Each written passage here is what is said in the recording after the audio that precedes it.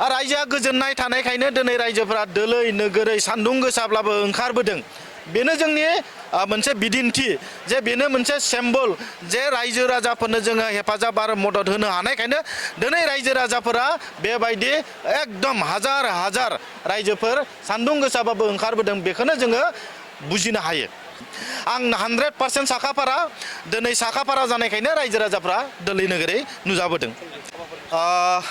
दिनै रौता समष्टिनि सिङाव बेनिफिसारि मिट आरो ससिय' इक'नमिक एवारनेस मोनसे बेहाय लानाय जादों।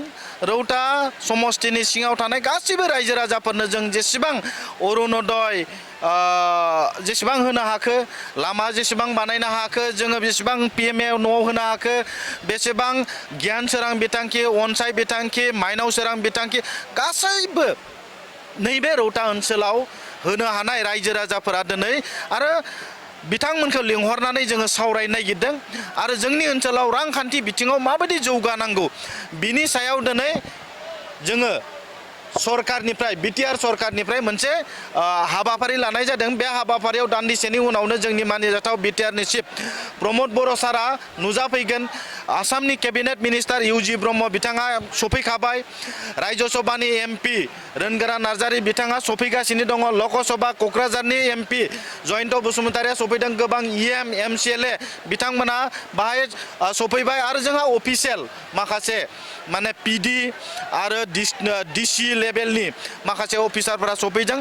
आङो बिसेस भाबै जोंनि रायजो राजाफोरखौ साबायखर होगोन। गोबां बेबायदि सान्दुंनि गेजेरावबो गरमनि गेजेरावबो रायजो राजाफोरा फैनानै दिनै बाहाय हेफाजाब आरो मदद होफैदों।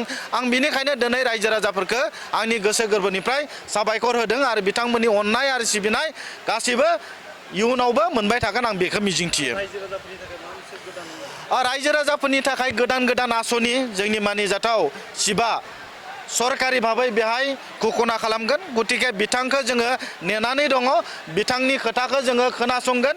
गतिके बिथांनि खुगानिफ्रायनो जोङो दान्दिसेनि उनाव खोनासंनो मोनगोन।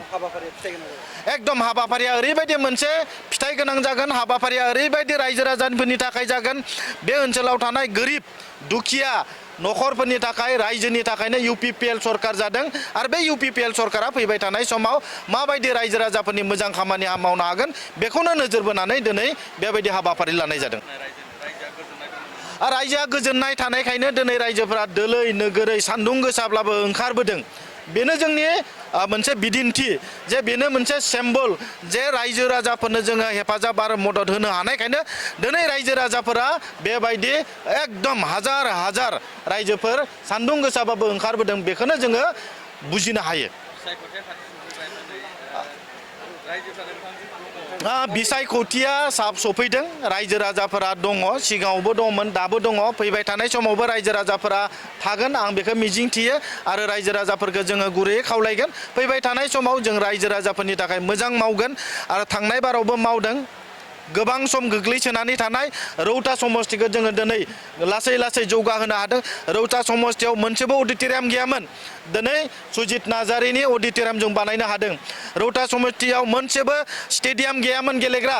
दिनै बिरसिला गांनि नामाव रौता समष्टियाव मोनसे स्टेडियाम बानायनो हाबाय। रौता समष्टियाव जोंहा मिनि सिनेमा हल बानायनो थाखाय जों हादों। बिनि थाखाय जोङो जोंनि मानिजाथाव चिफ प्रमद बर' सारखौ साबायखर होगोन। रौता समष्टियाव मोनसेबो चिल्ड्रेन पार्क गैयामोन। दिनै रौता समष्टियाव चिल्ड्रेन पार्क बानायनो थाखाय जोङो हाबाय। बिनि थाखाय जोङो जोंनि मानिजाथाव चिफखौ साबायखर होगोन। बेबायदि गोबां जोंना लामा सामा दालां बेबायदि बानायनायाव रायजो राजाफोरा जोंजों दङ। फैबाय थानाय समावबो जोंजों थागोन। बेबायदि मोजां खामानि मावनायखायनो दिनै रायजो राजाफ्रा हाजार हाजार नुजाफैदों। नोंथांनि बियाबखौ रायजो राजाफोरा दिनै दोलै नोगोरै नुजाफैदों